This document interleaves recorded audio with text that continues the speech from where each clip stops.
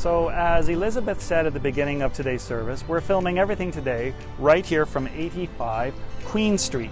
It's just for a little something different to do. And I don't know if you've been inside 85 Queen Street or not. If you haven't, you're not missing too much. This isn't the Royal York or anything like that. When you walk in, the place feels a bit empty, feels a little bit bleak, barren, a little bit beat up. It's a house with a bit of an uncertain future. There's not a lot of hope here, but we shouldn't feel too bad about that because after all, this is just a house, this is just a building.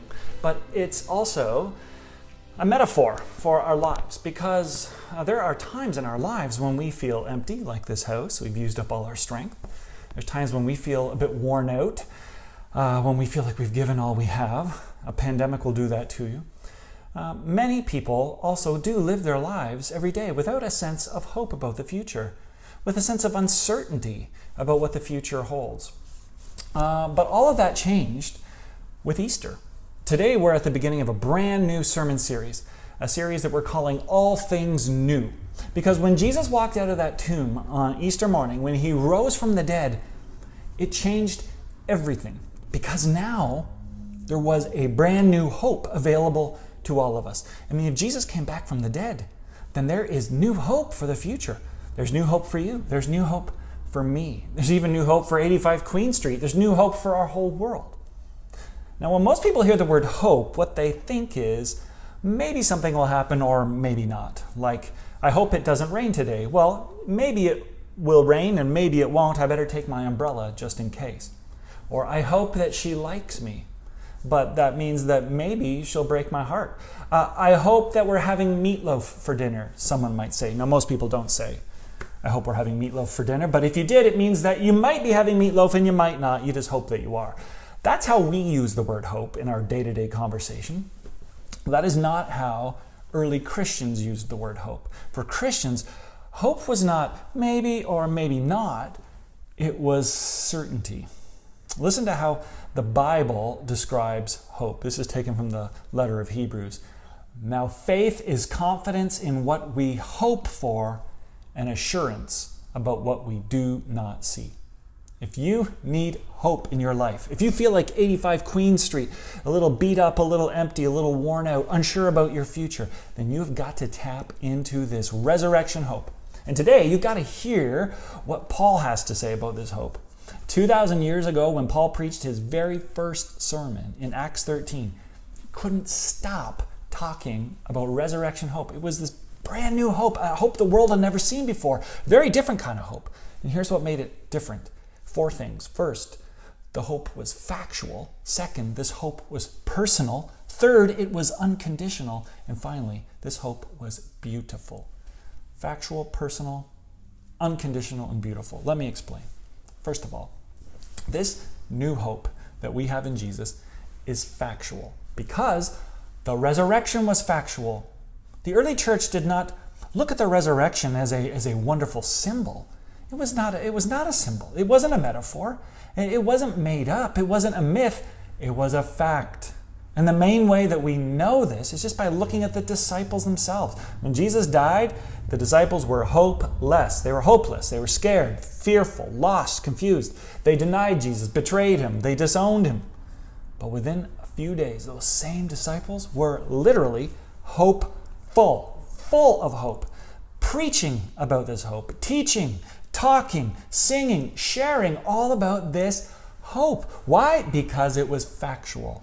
Paul tells us, but God raised him from the dead, and for many days he was seen by those who had traveled with him from Galilee to Jerusalem. They are now his witnesses to our people. Jesus was alive. It was just a fact. And that factual hope enabled these witnesses to go to their own death, their own execution, without fear because they had seen Jesus alive. Myths do not make martyrs. And if this story had been invented, who would have gone to their death for it? N.T. Wright says, the disciples at the time of Jesus' crucifixion were completely devastated. Since everyone knew that a crucified Messiah was a failed Messiah, the only thing which explains why they said Jesus was the Messiah is that they really did believe He had been bodily raised from the dead. This hope isn't a myth. It isn't a story. It isn't a legend. It's not some philosophy. This is a real event. And if it's an actual event, then it's a factual hope. And that is the very best type of hope that there is. But secondly, it's not just factual, it's also personal. In the world of Jesus and Paul, when most people thought about the future and death and the afterlife, there wasn't very much hope. And it certainly, whatever hope there was, it was not a very personal hope. The Epicurean philosophers said that when you died, that's it, no hope. Just turn out the lights, shut the door, shutter the windows. Whoever you are, whatever makes you is gone. Your person, who you are, was over. There was no future. There was no hope. And of course, a lot of people believe that still today. But also in Paul's day, there were these other philosophers, the Stoics, who believed, yes, there was some hope for the future, but it wasn't a personal hope. According to them, when you died, you were just absorbed into the universe. You became like a drop in the great big ocean of consciousness. And that meant you stopped being a unique person. You were no longer an individual. You just joined that great sea of being, like some Eastern religions still believe today. Now, you might say, oh, that doesn't sound so bad, but here's the problem. If our future hope isn't personal, then that means we can't experience love. And if you aren't a person, and if other people aren't people, and if you aren't an individual, and if other people aren't individuals either, then love is kind of impossible, because you have to have individuals to have love. And isn't love like the only thing that makes life worth living anyway? So if that's our future, what kind of hope does it offer? But do you know why those early Christians were just so fired up? It wasn't just because their hope was factual. It was because it was personal. Yes, the risen Jesus proved that there was a future. Sorry, Epicureans. But the risen Jesus also proved that it was a personal future. Sorry to the Stoics, right? The resurrection Jesus was bodily. It was corporeal. It was personal. The risen Jesus walked with people. He talked with people. He even ate with people. He loved people. And that means that whatever our future hope is, it's personal. Our hope says, in the future, I will still be me and you will still be you, with an individual spirit and a personal body. And that means I'll see you there and you'll see me there. There will be relationships. There will be community. And there will be love. On the other side of the grave, there will be love. Our hope for the future is personal. What great news that is. But this just keeps on going. Our hope isn't just factual. It isn't just personal, but it's also unconditional. You can have this hope, and it's completely free. You don't have to earn it. You can't even buy it. Now that is really hard for us to understand in our world, because in our world, if I want hope for the future, I better work for it, and I better save for it, and I better invest for it. You want a better future? You better take a second job, work overtime, put the money in an RSP, and then maybe you'll have the future that you desire. Hard work pays off, said every parent ever. And we assume that's how God works too, right? Hard work pays off. God helps those who help themselves. And there are religions out there that encourage you to do just that. If you want that hope, if you want part of God's future, you better earn it. You better keep trying and working and praying and giving and keep doing and hoping, right? You better live a good life. You better be a good person. But even then, by the way, right, there's still no guarantees. You might get right to the front steps and go up and find that the door at the very end is locked, that you don't qualify for this hope. Too bad, so sad. But that is not the hope of Easter. The hope of Easter is unconditional hope. It isn't based on our achievements or our performance or our success or our behavior. Listen to what Paul says. He says this. He says that though they found no proper ground for a death sentence, they asked Pilate to have Jesus executed. Now, if there were no grounds for his death, then why did Jesus die? If Jesus didn't die for his own sins, then whose sins did he die for? The answer is he died for you and for me. The forgiveness of sins is proclaimed to you, Paul says. All your sins are forgiven by Jesus. All that needed to be done was done by Jesus. The perfect life that needed to be lived has already been lived by Jesus. And that means you don't have to earn it. It's free for you. You can have this hope for the future, not because you lived a life worthy of it, but because Jesus already paid for it. And now he gives it to us freely. The door is unlocked. Jesus has the key, and it's wide open. The welcome mat is out. It is an unconditional hope. But there's one more thing about this new hope that God gives us at Easter. It's factual, it's personal, it's unconditional, but it's also just beautiful.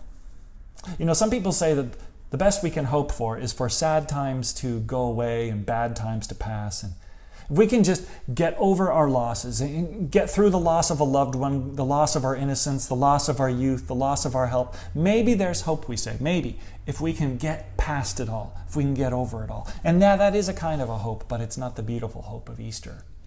Jesus did not just get through his death. He didn't just get over his death or get past his death. He reversed his death. And that's a very different kind of hope. In The Lord of the Rings, Sam saw Gandalf die, but then Gandalf suddenly reappears in the very moment when he's needed most. And here's what Sam says. He says, "Gandalf, I thought you were dead, but then I thought I was dead myself. Is everything sad going to come untrue? What's happened to the world?" Here's what's happened to the world. Jesus has risen from the dead. The best hope isn't that sad times pass, but that everything sad will come untrue. The best hope isn't that one day you're going to get over your losses, but that one day you'll get back everything that you lost. You know, Tim Keller wrote a book on suffering, and he said, resurrection is not just consolation, it's restoration. You get it all back in the end. You get back your loved ones. You get your health back. You get your body back. You get your youth back. You get your innocence back. We even get this world back. I don't think any other religion ever promised anything like this. It's just a beautiful, brand new type of hope. And that's why the world looked at those early Christians. You know, they'd never seen people with a hope like this. And they said, I got to find out more. I want that kind of hope in my life. So, who knows what's going to happen here at Old 85 Queen Street? Who knows what the future holds, what we can hope for? We're just going to have to wait and see and pray. But the real question isn't about this building, it's about you. Do you have a hope for the future? I'm not talking about a mythical hope, some story you tell yourself.